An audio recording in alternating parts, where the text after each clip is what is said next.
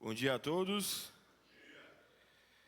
Muito bom ver o ânimo de vocês. Hoje a galera, acho que tomou um café bem reforçado e estava bem gostoso, né? Cantaram firme, alegres, contentes. É muito bom ver a igreja participando, louvando ao Senhor. Eu fico muito feliz de ver os irmãos tendo esse comprometimento também com as reuniões que nós temos aqui. Temos visto irmãos se esforçando para estar aqui, para acompanhar as escolas, nas quartas-feiras, no domingo também. Que Deus possa estar abençoando a vida de vocês, cada vez mais mantendo esse foco, essa vontade de estar querendo aprender mais da palavra do Senhor, cultuar o nosso Deus. Isso é muito importante para nós. Nós ficamos muito felizes de ver esse interesse da parte da igreja aqui, né, querendo participar dos estudos e tudo mais. Hoje nós vamos estar dando continuidade, como já de costume. Eu e Eliezer temos revezado as 7 cartas do Apocalipse. Ele, por último, falou sobre Sardes e hoje nós vamos estar falando sobre a igreja de Filadélfia e a relevância que ela tem para nós hoje, né, nos dias de hoje, como nós podemos tirar ensinamentos importantes, olhando para aquilo que Jesus pôde estar apontando ali para aquela igreja. Eu acredito que nós temos uma trajetória muito boa de aprendizado, de observações, ao qual o Senhor vai estar nos auxiliando e vai estar abrindo as nossas mentes e principalmente fazendo com que a gente saia daqui diferente, de maneiras transformadas e dispostos a, de uma certa forma, eu digo, a melhorar cada dia como cristãos, como servos do Senhor. Abra sua Bíblia então em Apocalipse capítulo 3, do verso 7 até o verso 13, nós vamos estar fazendo a leitura. Apocalipse capítulo 3, do verso 7 até o verso 13, diz o seguinte: Ao anjo da igreja em Filadélfia escreva: Estas coisas diz o santo, o verdadeiro, aquele que tem a chave de Davi, aquele que abre e ninguém fechará, o que fecha ninguém abrirá. Conheço as obras que vocês realizam, eis que tenho posto diante de vocês uma porta aberta, a qual ninguém pode fechar. Sei que vocês têm pouca força, mas guardou a minha palavra e não negou o meu nome. Eis que eu farei com alguns do que são da sinagoga de Satanás, desses que se declaram judeus e não se mantêm. Eis que farei com que venham até vocês, prostem-se aos seus pés e reconheçam que eu amo você. Você guardou a palavra da minha perseverança, por isso eu guardei da hora da provação, que há de vir sobre o mundo inteiro, para pôr à prova os que habitam sobre a terra. Eu venho sem demora, conserve o que você tem, para que ninguém tome a sua coroa. Ao vencedor farei que seja uma coluna no santuário do meu Deus, e dali jamais sairá. Gravarei sobre ele o nome do meu Deus, o nome da cidade do meu Deus, a nova Jerusalém que desce do céu, vinda da parte do meu Deus, e o meu novo nome. Quem tem ouvidos, ouça o que o Espírito diz às igrejas. Que o Senhor Deus esteja abençoando a leitura e a aplicação da palavra nesta manhã. Amém? Hoje nós vamos estar falando um pouco sobre a igreja de Filadélfia. E acredito que os irmãos têm acompanhado alguns noticiários. Quando a gente entra em Apocalipse, né, a primeira coisa às vezes que vem em nossas mentes é: opa, já estamos falando sobre o fim dos tempos, o fim do mundo. Será até quando, a que momento nós estamos próximos dessa vinda e desse retorno glorioso de Cristo? E principalmente isso se intensifica quando nós olhamos para o mundo em nossa volta e nós vemos os caos, nós vemos as coisas que estão acontecendo, as pessoas mudando ao que é o conceito de verdade, vendo guerras, conflitos que nós temos acompanhado durante os noticiários, e provavelmente muitos de vocês já devem ter visto que nós estamos próximo a mais uma nova grande guerra entre Israel ali e a Palestina, continua ali guerreando, mas um detalhe é que, por grande tempo da história, sempre houve guerras e rumores de guerras. E a partir do momento de Paulo, ele já aguardava a vinda gloriosa de Jesus Cristo. E cada vez que nós vemos esses sinais, isso nos indica que nós estamos um passo a mais da vinda gloriosa do nosso Senhor Jesus. Não sabemos os tempos, não sabemos o dia, mas nós sabemos que Ele vem, Ele virá buscar a sua igreja. E os sinais têm se intensificado a cada dia que nós estamos vivendo aqui neste mundo. E falando de Filadélfia, primeiro eu queria, nesse certo momento, estar trazendo de uma certa forma, um contexto histórico para nós estarmos entendendo, primeiramente, o que era essa cidade, aonde que ela se instalava, qual que foi a influência dessa cidade para os cristãos que estavam ali instalados em Filadélfia. Então, eu trouxe ali uma fotinha que não ficou ainda tão boa, eu não encontrei uma foto grande assim que mostrava direitinho, mas a cidade de Filadélfia, ela foi fundada no ano mais ou menos 140, é claro que se aproximado antes de Cristo, e ela recebe esse nome de Filadélfia por conta de uma derivação grega desse nome, Philos e Adelphos, que é Philos em grego é amor, e Delphos que é irmão, e tem esse nome bonito dessa cidade, amor fraternal entre irmãos. Mas por que recebeu esse nome? Porque existia no tempo ali dos reinados ali de Pérgamo, um rei chamado Átalo II, e ele tinha um relacionamento de muito amor, de confiança, de carinho e de proteção com seu irmão Eumenes. É claro que tem umas certas variações da história, onde que um foi para a guerra, pensou que tinha morrido o irmão, e aí depois ele descobre que não morreu, e ele sai do trono, dá o seu trono ao seu irmão, mas eles não brigavam por causa disso, mas conservavam o amor, a amizade, a união. Mas a realidade é que essa cidade recebe esse nome em homenagem a esse amor que era desenvolvido entre os seus irmãos, entre dois ex que eram irmãos. Então recebe esse nome Filadélfia. Então vem de Philos, amor fraternal, e Adelphos, que é amor fraternal entre irmãos. Em Filadélfia ela ficava numa região, ou numa via, a gente poderia dizer, bastante estratégica, a qual o Eliezer, na introdução, até falou um pouco sobre essa via que passava, uma via romana que ligava a Ásia até a Europa. E Filadélfia ficava ali nessa via muito importante, uma rede de grandes acessos entre o pessoal que vinha da Ásia, que queria para a Europa, ou vice-versa. E ali, essa cidade, ela recebeu influências de diversos lugares, o comércio, a sua linguagem, a cultura.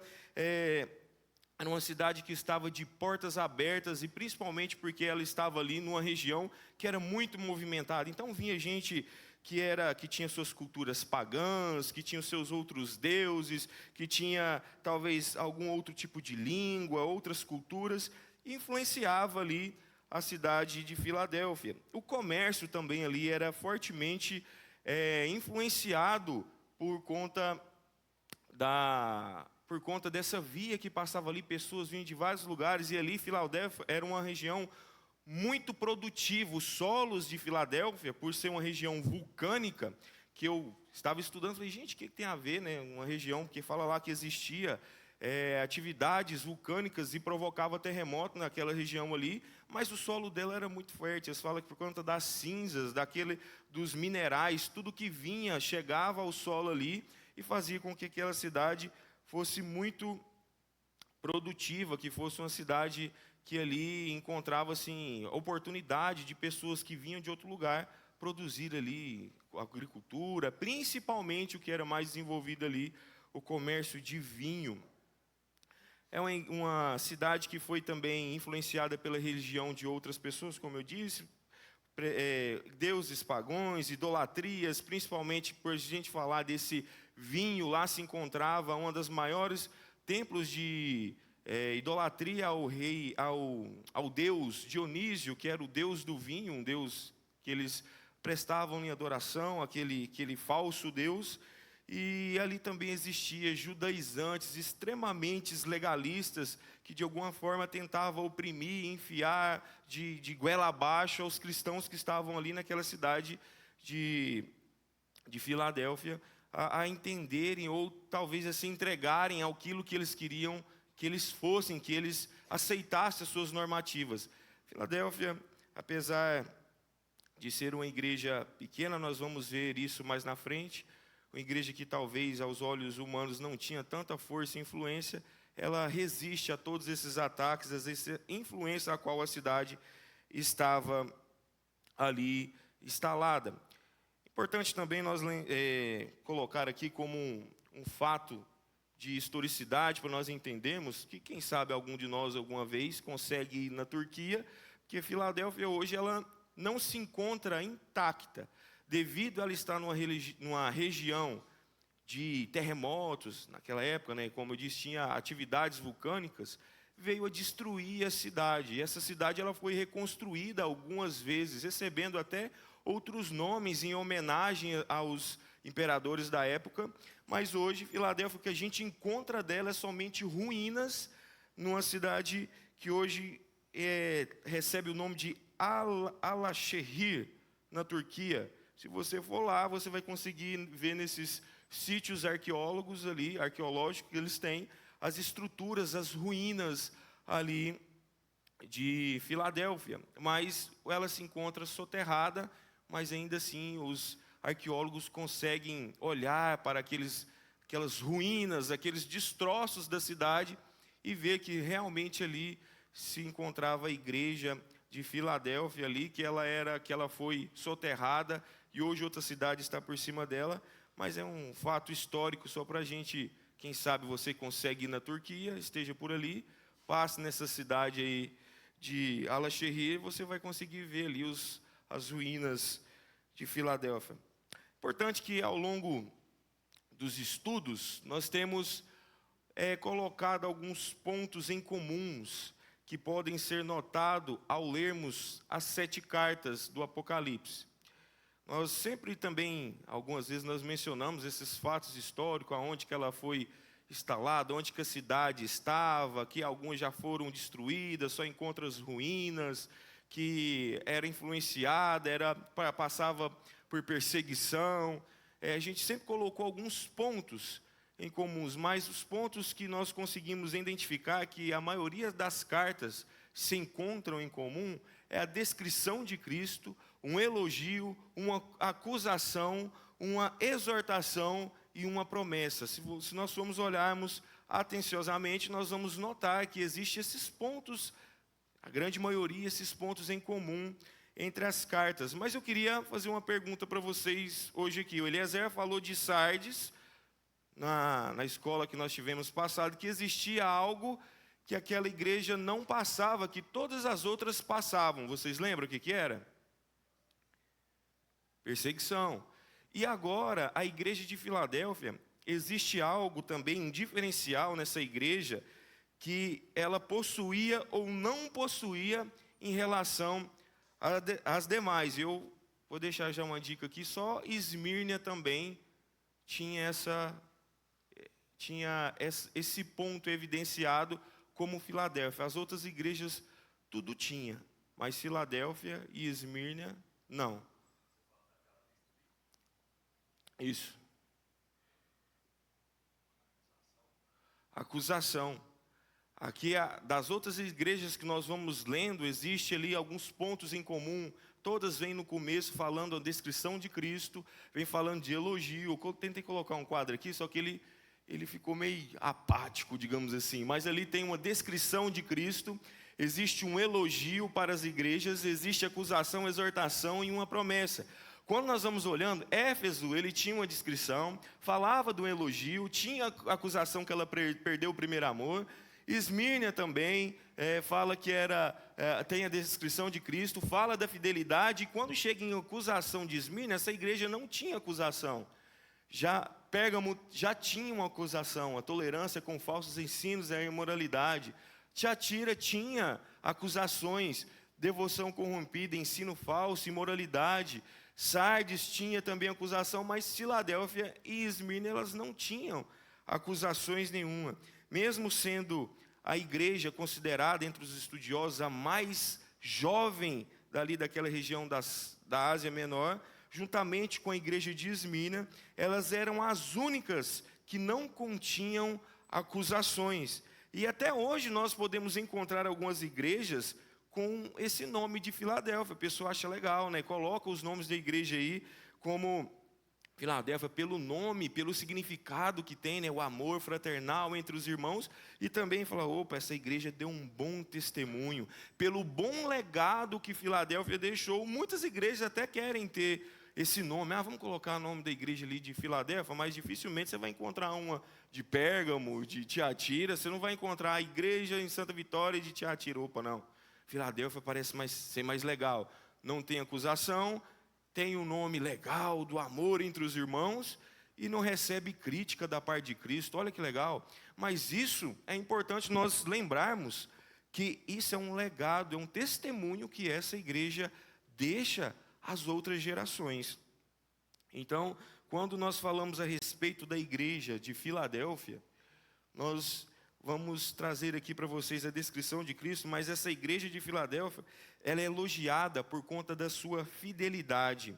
Isso indica que mesmo diante daquelas influências da cultura, mesmo no lugar que ela estava sendo instalada, a qual ela estava instalada, sendo influenciada pela cultura, por Deus, por idolatria, deuses pagãos, a influência daqueles judeus legalistas, havia ali uma comunidade cristã e fiel a Cristo, mesmo ela sendo considerada uma igreja pequena, talvez a menor igreja da Ásia Menor, dentre aquelas a qual nós falamos, já falamos aqui nos outros estudos, ela é uma igreja que mesmo sendo pequena, sem muita influência, nós poderíamos dizer assim, ela resistia à idolatria, ela resistia aos falsos judeus legalistas, ela se mantinha firme diante a porta aberta a qual Deus tinha aberto para aqueles irmãos ali.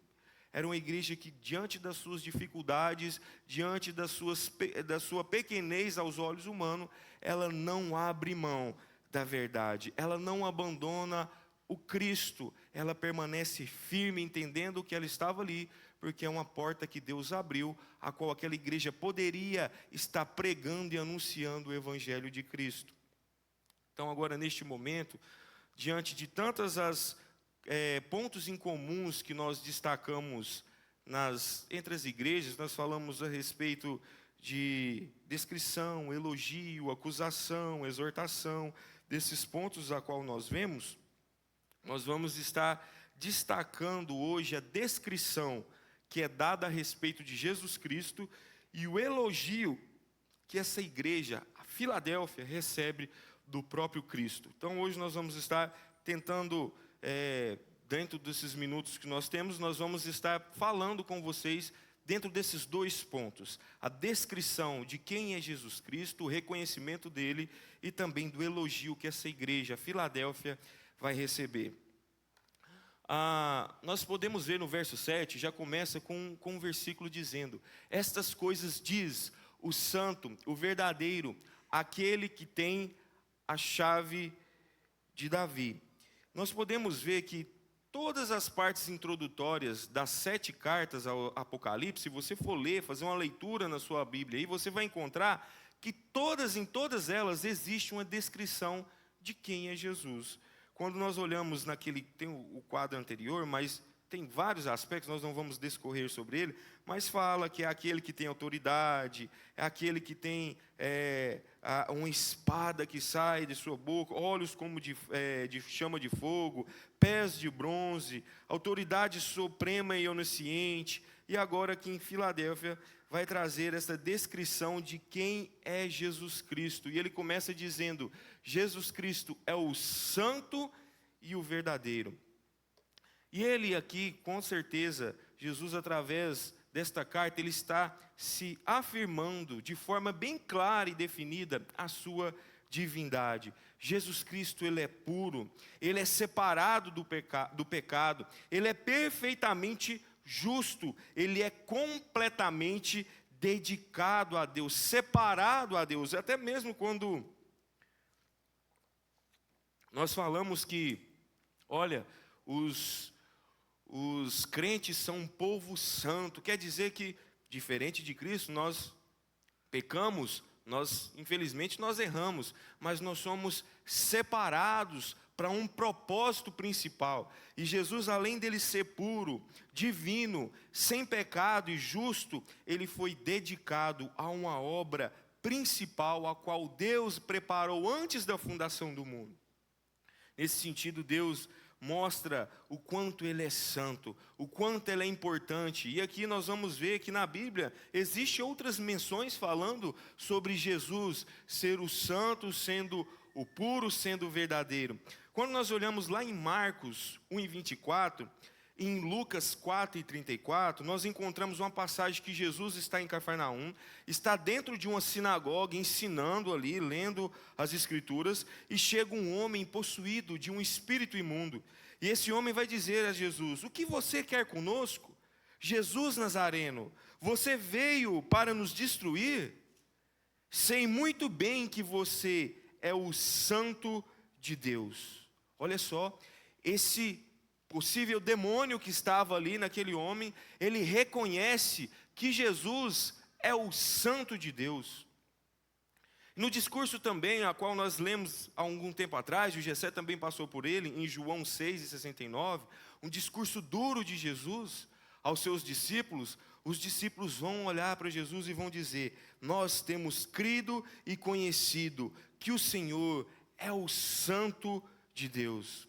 Jesus é identificado como santo, como verdadeiro, e ele é reconhecido tanto por demônios e tanto pelos homens, pelos seus próprios discípulos, que ele era santo. Ele era o santo de Deus, o separado de Deus, o enviado, o puro, o justo, sem pecado. E fala que além dele ser esse santo, ele é o verdadeiro. Essa palavra é usada para trazer aquilo que é genuíno, para falar daquilo que é autêntico, aquilo que não é falso, aquilo que não é ilusório, aquilo que não é enganoso. Jesus, ele é a verdade, não somente porque ele fala a verdade, mas porque nele reside a verdade. Em sua essência, Jesus Cristo é a verdade. Jesus pode dizer em João 14:6, eu sou o caminho, a verdade e a vida.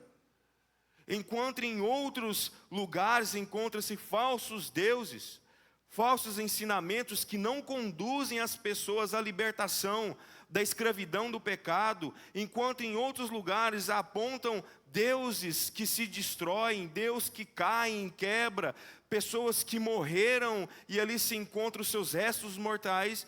Jesus Cristo, ele é verdadeiro, autêntico, e ele está vivo nos céus. Ele, a partir dele, nós podemos acessar o vivo e livre caminho até o nosso Deus. Ele é a verdade absoluta. João 1:14 diz, ele está cheio de graça e de verdade. Então essa expressão, o santo e verdadeiro, ela é atribuída a Jesus. E quando ela é atribuída a Jesus, não é somente, olha essa descrição de Jesus aqui na carta. Existia uma importância dessas descrições nas cartas iniciais, ao eles lerem ali, as outras pessoas estão observando o comportamento e o que estava sendo dito nas igrejas. Porque aquelas igrejas lá estavam sendo perseguidas por opressões de outras religiões pagãs, e principalmente pelos judeus, que não aceitavam a divindade, a autoridade e a messianidade de Jesus Cristo. Então, quando ele levantava lá na carta, Jesus, ele é o santo e ele é o verdadeiro, isso confrontava diretamente aqueles pagãos, rejeitando seus falsos deuses, e principalmente refutava os judeus, dizendo aos judeus, vocês têm negado Jesus Cristo, o santo e divino dado por Deus. Existia uma função pedagógica na descrição de Cristo na carta de Filadélfia, aqueles irmãos que estavam ali. Assim como nós encontramos essa apresentação de quem Jesus Cristo é, e ela confrontava os judeus e os pagãos, dizendo que ele era o santo e verdadeiro, quando se fala que ele tem a chave de Davi, também vai trazer um confronto direto entre essas pessoas que estavam ali, porque vai falar sobre a autoridade absoluta que Jesus tinha em seu próprio nome. Jesus, ele tem sobre si o reino de Deus. A sua descendência é messiânica, indo encontrar aquilo que os judeus pensavam. Não, Jesus não pode ter vindo da casa de Davi. Eles vão falar, a descendência dele é messiânica. Ele sim vem da casa de Davi. Ele não vem só para reinar um reino apático de um simples castelo, de um simples território. Mas ele vem para reinar, para ter autoridade sobre o reino de Deus. Quando nós falamos aquele que tem a chave de Davi, ele está fazendo uma referência direta. Se vocês abrirem as suas Bíblias aí em Isaías 22 e 22, nós vamos encontrar uma passagem onde vai falar sobre Eliaquim, que serviu o rei Ezequias. Isaías 22 e 22 traz a seguinte referência: porei sobre o ombro dele a chave da casa de Davi.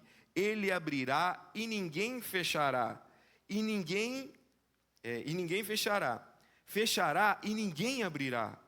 Essa é a referência que nós encontramos no Antigo Testamento de Eliaquim, que recebeu uma autoridade real para administrar a casa de Davi, o reino de Davi, como se fosse quase a autoridade de um rei. Ele tinha esse poder, tinha essa autonomia para poder ali tomar conta dos negócios. Ele tinha autoridade sobre a casa, o reinado ali de Davi. Então nós vemos uma alusão dessa autoridade, ainda que seja pequena, de Eliaquim, mas que é atribuída a Jesus, que tem muito maior autoridade. A sua autoridade é muito superior a essa. Mas aqui traz para nós uma maneira de nós tentarmos identificar, olha, aquele homem, Eliaquim, que era ali o mordomo, que era de certa forma um administrador do assunto do rei, ele que tinha autoridade sobre a casa de Davi. Jesus é aquele que possui maior autoridade, uma autoridade muito superior, muito superior. Ele é o rei davídico por excelência. Ele é o herdeiro legítimo do trono de Davi. Ele tem autoridade absoluta sobre o reino de Deus. Ele é o Messias prometido. Ele tem controle sobre a salvação, sobre a igreja, o destino eterno das pessoas. Ele é o mediador entre nós, homens, e Deus. Ele possui uma autoridade que é infinitamente maior do que qualquer pessoa aqui nesta terra. Ele está dizendo, ele tem as chaves de Davi. Ele tem autoridade sobre a salvação. Ele tem autoridade sobre o juízo. Ele tem autoridade sobre a igreja. Essa expressão ter a chave significa que ele tem poder soberano para abrir e para fechar. Eu acredito que alguns, hoje não tem muito deste costume, acho que não. Mas antigamente, quando um pai, ele pegava a chave de casa, ele entregava para o filho, e falou, opa, esse aí já tem autoridade para entrar em casa, para sair, ele já tem responsabilidade, ele tem uma grande responsabilidade. Carro? Opa, quando o pai entregar a chave do carro na mão do filho, esse aí tem autoridade, tem capacidade para dirigir. Eu confio que ele vai tomar conta, vai embora no carro, sem problema, e volta no carro, sem problema. Antigamente, entregar as chaves, seja de uma fazenda, de um carro, de uma casa, até mesmo de uma bicicleta, significava que aquela pessoa tinha autoridade e responsabilidade sobre aquilo que ela estava nas mãos. Quando essa expressão traz até Jesus que ele tem as chaves nas mãos, está dizendo exatamente isso. Ele tem autoridade. Ele é soberano para abrir e para fechar as portas, acessar a salvação, para que as pessoas possam entrar no reino de Deus. Ele tem autoridade para fechar as portas, impedindo o acesso ao reino, um ato de juízo, um ato que ele vai julgar toda a humanidade. Jesus Cristo, ele tem a chave em suas mãos, para abrir e para fechar, para permitir que pessoas entrem no reino de Deus, ou para, num ato de juízo, impossibilitar que pessoas que não se entregaram a Cristo como Salvador, entrem no reino dos céus. Por isso que nós pregamos todos os dias, tentamos talvez pelas redes sociais, nas quartas-feiras, nos domingos, nas oportunidades que nós temos, porque nós sabemos que não é assim, que não é de qualquer modo que as pessoas vão entrar no reino dos céus. Ah, todo mundo é criatura, é filho de Deus e todos vão entrar no reino dos céus. Não. As portas para a entrada no reino dos céus estão condicionadas a Jesus Cristo somente. É somente através dele que o ser humano pode entrar ao reino dos céus. Sem ele as portas estão fechadas. Sem Jesus Cristo entrar no coração e transformar uma pessoa, infelizmente, essas pessoas não vão poder estar no lugar celestial. Jesus Cristo, ele tem toda a autoridade. Mateus 28:18 diz assim: toda autoridade me foi dada no céu e na terra. Existe autoridade suprema no nome do Senhor Jesus. Na sua presença, na sua divindade, em Cristo habita toda a plenitude de autoridade que esses céus e a terra puderam ver, presenciar. Eu coloquei aqui alguns erros de interpretações, quando se fala sobre que abre ninguém fechará e o que fecha ninguém abrirá. É evidente que nós vemos vários versículos que falam daqueles que oram com insistência. Mateus 7,7 vai dizer: ore para que Deus abra as portas, para que Deus responda as suas orações. Mas é importante nós entendermos o contexto dessa passagem, porque tem gente que utiliza essa passagem das portas que Jesus abre, dele ter as chaves nas mãos, para dizer que tudo que você pedir, tudo que você desejar, as coisas vão acontecer. Trazem uma implicação, uma aplicação puramente materialista e triunfalista, de que, olha, Deus abriu uma porta para o sucesso profissional. Se ele abriu, ninguém vai fechar. Aí às vezes a pessoa está lá e foi demitida. Poxa, mas Deus não tinha abrido a porta? E aí? Fechou assim rapidinho? E às vezes vai causando até algumas frustrações nas pessoas. Mas o relacionamento amoroso, desejado, Deus abriu as portas, ninguém vai fechar. A porta da prosperidade financeira, uma vitória grandiosa, garantida sem qualquer obstáculo.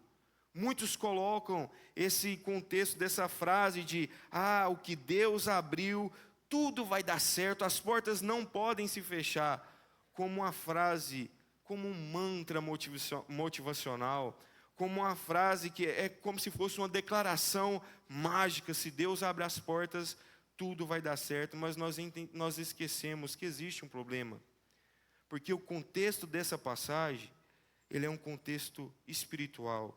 Ele não é uma promessa genérica que Deus vai realizar os meus desejos pessoais, o meu sucesso terreno. Não é sobre isso que ele está falando aqui. Deus está falando de uma outra porta.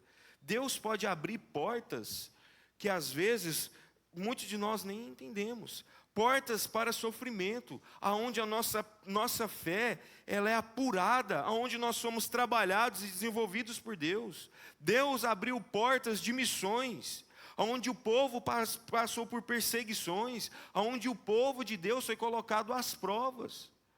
O apóstolo Paulo, em Atos 14, em Coríntios, ele vai dizer dessas portas que foram abertas para missões, para propagar o evangelho, e aonde eles sofreram. Quantos desses cristãos que não morreram por amor a Cristo, e as portas foram abertas? Portas abertas, a gente nunca pode interpretar que somente vai ser, olha, tudo vai dar certo. Isso significa ausência de dificuldade. Não quer dizer isso. Existem portas abertas que vão nos confrontar, que vão nos quebrar, vão nos humilhar e nos mostrar que nós precisamos de Cristo, que Ele é o grande Salvador e que do nosso jeito as coisas não funcionam. A autoridade e o domínio está sobre Ele. Essa promessa de portas abertas que se abram e fecham para aquela comunidade da igreja ali era algo de conforto.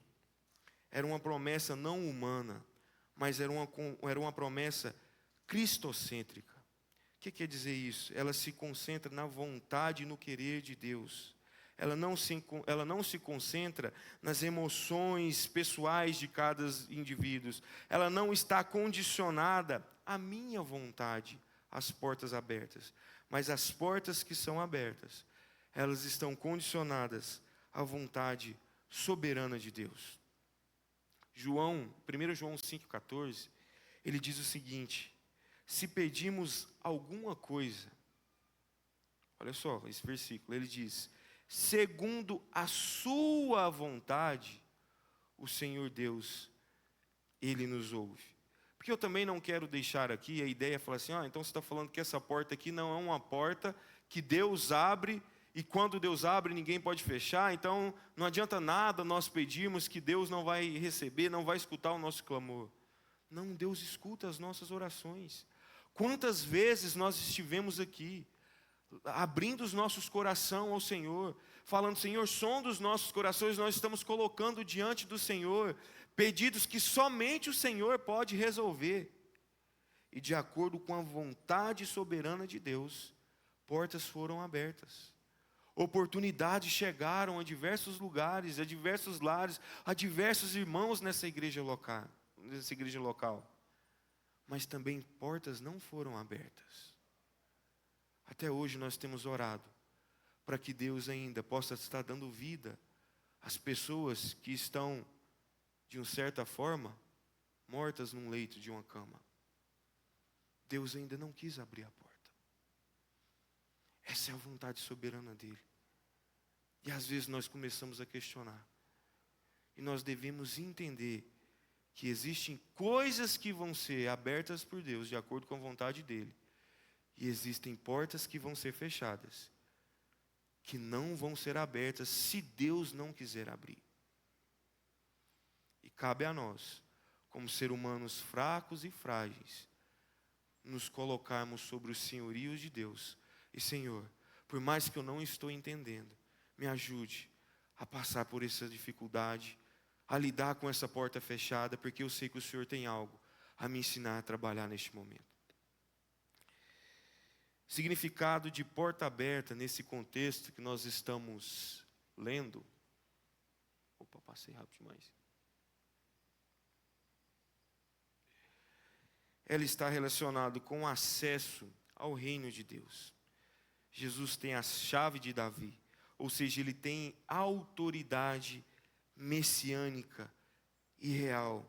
A porta que diz que dá acesso ao reino de Deus é uma porta também que dá oportunidade ao evangelismo, ao serviço. Essa porta que está aberta aqui está falando daquilo que Deus pode promover, que pessoas possam estar adentrando ao reino dos céus, mas também portas para que aquela igreja, pensando naquele cenário ali de Filadélfia, pudessem, de uma certa forma, aproveitar aquela porta aberta, naquele local ao qual eles estavam inseridos, uma cidade que tinha uma via muito importante, deles promoverem o Evangelho de Cristo, servindo ao Senhor, levando o Evangelho com missões. A porta aberta, ela representa esse acesso à salvação do reino de Deus e também serviços que nós podemos estar aproveitando dessa porta aberta para evangelizar, levar o reino do Senhor, a missão, a palavra do Senhor mais longe. E ela é garantida por Jesus, quando ele diz, a qual ninguém pode fechar. Essa porta a qual o Senhor abriu, para que as pessoas pudessem acessar o reino de Deus, para que a igreja tivesse a oportunidade de evangelizar e servir ao Senhor, ela é algo que é garantida por Jesus. Ela é algo que vem e é condicionada ao querer e àquilo que o Senhor Deus colocou.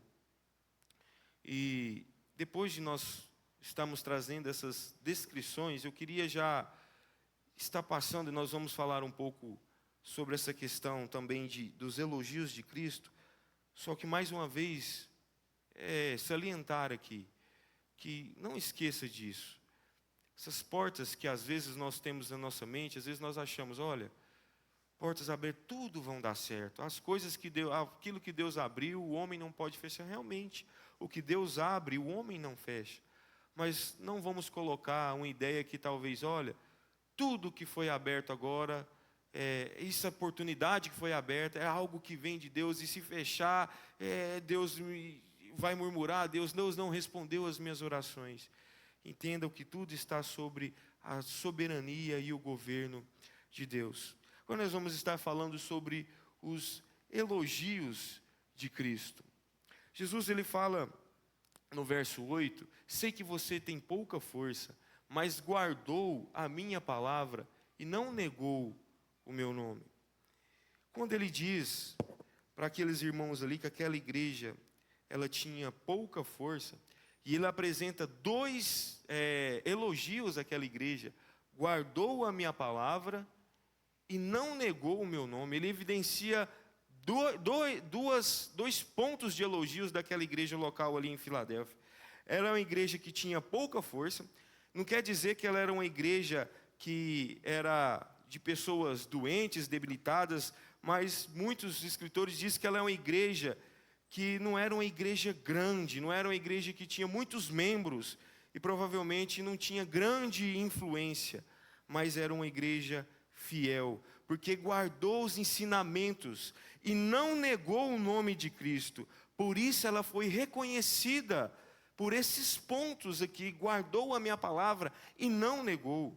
E guardar a palavra não é nós pegarmos as nossas Bíblias e deixarmos ali na estante, no seu guarda-roupa, no carro, não sei. Guardar a palavra, ela está dentro dos nossos corações e dentro das nossas mentes.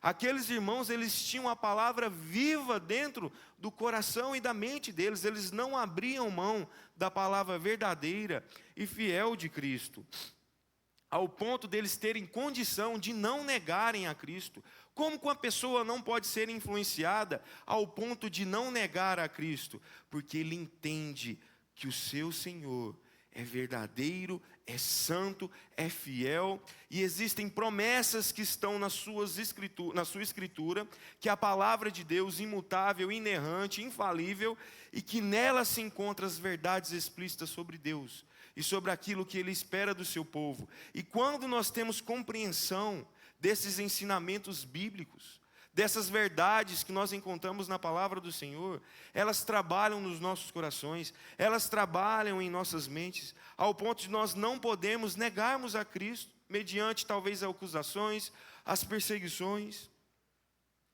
Então Jesus, ele vai destacar que aquela igreja era reconhecida por ela guardar a palavra e por ela não negar a Cristo, mesmo talvez aos olhos humanos, sendo frágil, pequena e não de muita influência, ela se destaca, não pela sua força visível, não porque ela tinha uma mega instalação, não porque ela era essas igrejas que têm grandes estruturas, mas era uma igreja que se destacava pela sua fidelidade, obediência à palavra, perseverança em manter os valores, os princípios bíblicos anunciados pelo nome de Cristo, mesmo diante das perseguições, mesmo diante daquelas idolatrias daquele povo pagão que estava ali, mesmo diante das acusações dos judeus, ela não abria mão das verdades do nosso Senhor Jesus, ela não abria mão da fidelidade, dos princípios bíblicos, das doutrinas bíblicas. E hoje nós temos visto igrejas enormes, muito poderosas, cheias de figuras influentes e, de certa forma, populares, que têm sido reconhecidas pelo mundo inteiro. Porém, essas igrejas estão fracas espiritualmente. Elas têm abrido mão das verdades, dos princípios, das doutrinas bíblicas, para aumentarem a sua aceitação e a capacitação e a absorção de pessoas para o seu meio. Aqui pode, aqui não tem problema, aqui está tranquilo, aqui nós não temos essa cobrança. A palavra de Deus, ela precisa ser é um pouco mais maleável nesse sentido, nós atualizamos aqui algumas coisinhas, podem vir aqui para nós. Nós temos uma reinterpretação desse texto, a qual Deus não vai te excluir, você pode continuar no seu pecado, no seu erro, pode vir. E essas igrejas têm ganhado grande proporção e um grande número de seguidores. Mas Filadélfia era uma igreja pequena, porém muito poderosa aos olhos do Senhor. Era uma igreja que foi reconhecida aos olhos do Senhor, porque não abriu mão da sua palavra, das verdades, dos princípios, dos valores e principalmente não negou a Cristo. Eis que tenho posto diante de vocês uma porta aberta, que ninguém pode fechar. Nós temos caminhado para a conclusão. Nós entendemos que Deus, Ele colocou uma porta aberta para aquela pequena igreja de Filadélfia, uma porta para que ela pudesse aproveitar aquela oportunidade para evangelizar, dar testemunho, uma porta que foi garantida e prometida por Cristo, que nenhum homem poderia, de alguma forma, fechar. Somente Cristo tinha autoridade sobre tal ato. Entendemos, então, que essa porta, ela está relacionada ao evangelismo, à missão, à oportunidade que aquela igreja teve ali de estar anunciando e propagando o evangelho de Cristo. Uma porta para a salvação, uma porta para a missão, um serviço que ninguém pode impedir, porque ele é levantado, ele é aberto, ele é orquestrado por Deus. E existe algo muito importante, como eu disse, nessa descrição de Cristo. Quando nós falamos logo no começo, a descrição e os elogios. Uma das maiores alegrias daqueles cristãos, que eles poderiam ter e saber, é saber que Jesus Cristo é o Messias, o Santo, o verdadeiro, o justo, é que Jesus Cristo é o nosso Salvador. Quando nas cartas trazem essa descrição de Cristo, Filadélfia pôde se alegrar com a descrição que existia ali a respeito do seu Cristo, do seu Senhor e Salvador. Eles sabiam que Ele era santo. Eles sabiam que nele existia toda a plenidade da divindade de Deus nele. Ele era o verdadeiro. Ele não era um Deus falso. Ele não era um Deus de barro, um Deus de madeira. Ele não era uma entidade, não. Ele era o santo e verdadeiro. Ele era o justo. Ele é o Senhor, o nosso Salvador. Em Jesus Cristo, nós entendemos que reside nele toda autoridade e poder. Somente em Jesus Ele pode nos possibilitar acesso aos céus. Através do sacrifício de Cristo, Ele garante uma porta aberta de entrada ao reino de Deus. Em Cristo nós encontramos uma porta que nos garante acesso ao reino dos céus. Outro ponto importante que nós devemos lembrar, que devemos ser fiéis ao nosso Deus, guardando a palavra e não negando a Cristo, resistindo aos ataques, principalmente nos dias que nós temos vivido. Nós devemos lembrar quem é o nosso Deus, o que Ele tem colocado para nós, o que Ele tem, qual foi a porta que Ele nos abriu. Nós devemos ser fiéis ao nosso Deus. Nós devemos guardar a sua palavra, não negar a Cristo, aonde nesses dias muitas pessoas têm atacado as verdades, os princípios, os valores e colocando a palavra de Deus como relativa ou subjetiva. Nós não devemos aceitar isso. Nós devemos nos apegar às Escrituras e aos ensinamentos que o nosso Deus nos traz.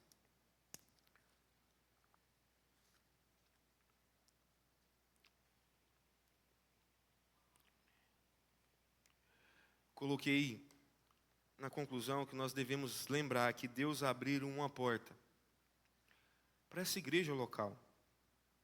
seja que através daqui pessoas tenham contato com o Evangelho de Cristo e possam ser salvas, seja para a missão que nós temos de anunciar o Evangelho, de trabalharmos em prol do reino do Senhor.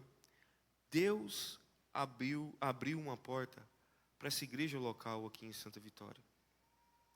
Eu queria lembrar a todos nós temos falado que Jesus Cristo ele é santo, ele é verdadeiro, que nele reside toda autoridade e poder, que nós devemos preservar e guardar a sua palavra em nossos corações, resistindo a esses ataques que vêm tentando destruir os princípios, os valores, as verdades bíblicas, mas principalmente nós devemos valorizar essa porta que foi aberta.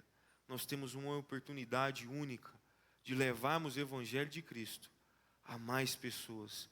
Deus abriu uma porta em Santa Vitória, neste local, a qual somente Ele pode fechar.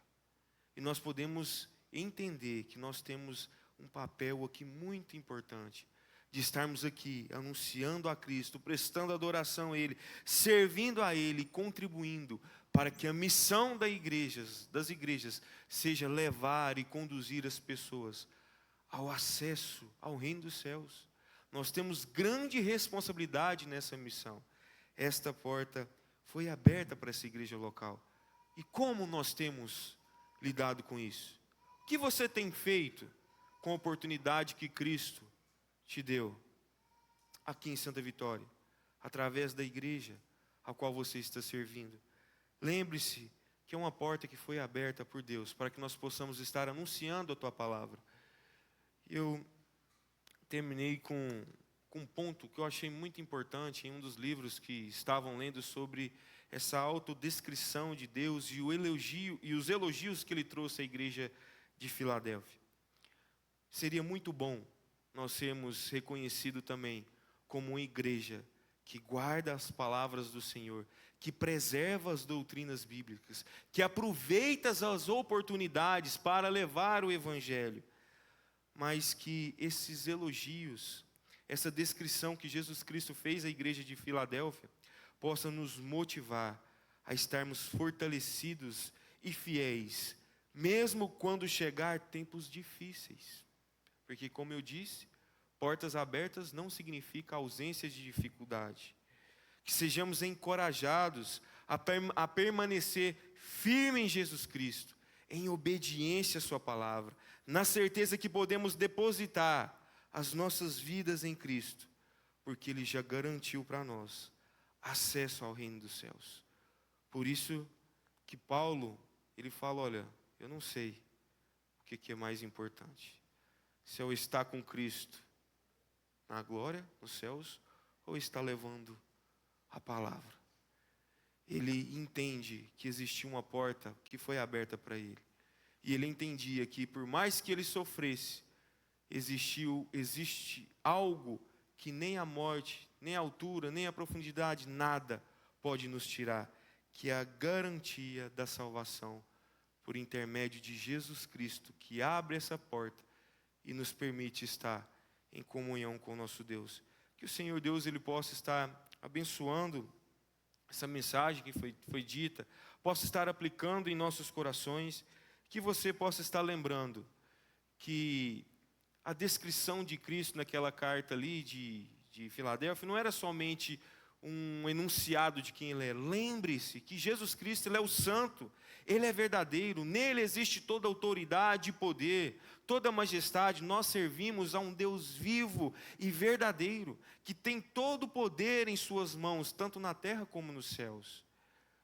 E quando Ele levanta esses elogios, que nós possamos estar levando isso para as nossas casas, guardando a palavra do Senhor, não negando nosso Deus, nos posicionando neste mundo como crentes que servem ao Deus vivo, verdadeiro e fiel, aonde nós temos a palavra dele como regra, como instrumento de fé, e que dela nós não vamos abrir mão. Ainda que venham as dificuldades, ainda que venham as tribulações, que nós vamos estar falando um pouco sobre algumas visões, sobre essa ideia dos tempos que vão vir, Será que vamos passar por algumas dificuldades? Será que não vamos? Mas e se passarmos? Será que nós estamos preparados para resistir, fundamentados na palavra? Que nós possamos estar enraizados em Cristo Jesus, alimentados em suas palavras e convicto que Ele é o nosso Senhor e Salvador, e que a porta que Ele abriu nos céus para nós é a garantia que, por mais que nossa vida se feche aqui, nós estamos com Ele nos céus, o lugar que Ele tem preparado para o seu povo. Amém?